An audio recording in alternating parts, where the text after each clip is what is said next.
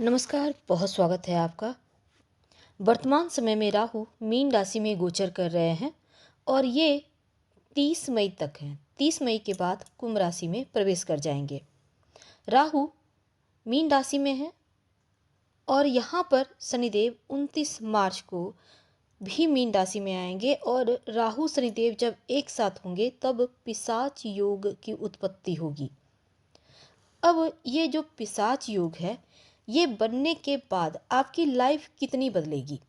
सबसे पहले तो हम ये जानते हैं कि राहु का अंतिम चरण समय चल रहा है। अब वो 18 मई को कुंभ राशि में आने जा रहे हैं। हालांकि वो पूर्वा भाद्रपद नक्षत्र में 30 मई तक रहेंगे।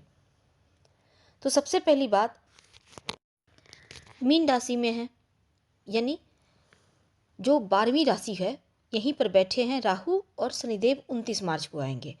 अब ये भाव है मोक्ष का, धर्म का। मनुष्य के जीवन में सात्विक स्थान भी यहीं पे है, इन्हीं से देखा जाता है। दार्शनिक व्यवहार, आपका व्यक्तित्व भी ये स्थान दिखाता है। अगर आप स्वार्थवश कुछ गलतियां कर लेते हैं तब उस अशुभ प्रभाव को कम बृहस्पति ही करता है। अब देखिए, राहु पूर्वा भाद्रपद नक्षत्र यानी बृहस्पति के नक्षत्र में प्रवेश 16 मार्च को किए हैं और यहाँ पर वो 30 मई तक रहेंगे। लेकिन जब शनिदेव 29 मार्च को राहु के साथ आ जाएंगे तब पिशाच योग बनेगा। अब ये पिशाच योग जो है, लॉटरी, जुआ, सट्टा, शेयर मार्केट में अगर आप पैसा लगा रहे हैं, अगर आप फिल्म, मीडिया या किसी नशे के कारोबार से जुड़े हैं, दवाइयों के कारोबार से जुड़े हैं या फिर टेक्नोलॉजीज के क्षेत्र से जुड़े हैं, तब ऐसी स्थिति में आपको लाभ होने की संभावना दिखेगा या बन जाएगा। राहु स्वयं की इच्छाओं को तो बढ़ाता है और इच्छा को भड़काता भी है, आपको उन चीज़ों को प्राप्त करने की तरफ ले जाता है। और प्रशासनिक क्षेत्र से जुड़े हुए जो लोग हैं, राजनीतिक क्षेत्र से जुड़े हैं, उनके लिए भी ये योग बहुत महत्वपूर्ण हो जाता है। तो इसमें सबसे बड़ी बात होगी कि राहु का जो अशुभ प्रभाव है वो कम होगा, क्योंकि वो देवगुरु बृहस्पति के नक्षत्र में आ गए हैं और राहु खुद देवगुरु बृहस्पति की राशि में भी बैठे हैं। इसलिए अब अशुभ प्रभाव कम होकर शुभ प्रभाव आपको देंगे।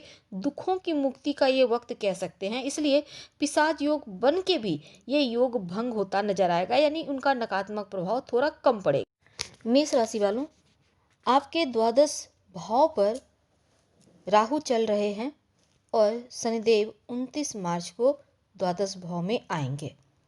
बेवजह के कर्ज में अगर आप फंसे हैं, अगर आप विदेश जाना चाहते हैं लेकिन जा नहीं पा रहे, तब इससे बचाएंगे शनिदेव और राहु का 50 योग। अब देखिए, वैवाहिक जीवन अगर मुश्किल में है, अगर आप चाह रहे हैं कि आपका वैवाहिक जीवन बढ़िया हो जाए, खुद का प्रॉपर्टी संपत्ति आप बनाना चाहते हैं, तो भी ये पिशाच योग आपकी हेल्प करेगा। यहाँ पर पिशाच योग भंग हो रहा है क्योंकि देवगुरु बृहस्पति की राशि में है राहु और देवगुरु बृहस्पति के नक्षत्र में भी बैठे हैं। तो पारिवारिक तौर पर भी समय अनुकूल है। अगर बीमारियों पर पैसा खर्च हो रहा था वो अब होना बंद होगा, यानी कि स्वास्थ्य की मुश्किलें समाप्त होंगी और सुधार भी होगा। शत्रु वगैरह दबे रहेंगे। ससुराल पक्ष से तालमेल बढ़िया होगा, उसमें सुधार होगा। खानदानी संपत्ति यानी कि पैतृक संपत्ति, प्रॉपर्टी का लाभ भी करवाएगा ये पिशाच योग। वैसे तो अगर आप ट्रांसफर पोस्टिंग के रास्ते में आप उलझे हुए थे तो अब वो रास्ते भी खुलेंगे। और विदेश में अगर आप जाकर पढ़ाई करना चाहते हैं, जॉब करने चाहते हैं, आप घूमने जाना चाहते हैं, वीजा, पासपोर्ट, ग्रीन कार्ड वगैरह को लेकर कोई परेशानी थी, वो भी अब समाप्त होगा। और इस समय एक और चीज़ है कि अभी जो 2.5 साल से आपकी जीवन में बहुत मुश्किल थी, रिश्तों में दूरियां थी, अब वो सॉर्ट आउट होता दिखेगा। हालांकि अपनी आँखों का, अपने पैर का थोड़ा सा ख्याल रखें, बहुत हद तक इसमें भी सुधार होगा। प्रॉपर्टी के काम से जुड़े हैं तो आपको ज़बरदस्त फायदा देता दिखेगा। प्रॉपर्टी संपत्ति अगर कोई बिक नहीं पा रहा था तो वो अभी अच्छे दाम पर बिक भी जाएगा और आपको लाभ भी होगा। हालांकि स्वास्थ्य ठीक रहेगा। माँ से संपत्ति प्राप्ति के योग बनेंगे, नए अवसर मिलेंगे। और अगर आप शिव जी की आराधना करें, उनको जल अर्पित करें नियमित रूप से, तो आपके लिए सर्वोत्तम होगा। हम आपसे विदा लेते हैं। जानकारी अच्छी लगे तो लाइक कर, सब्सक्राइब करें, शेयर करें, कमेंट करें। धन्यवाद।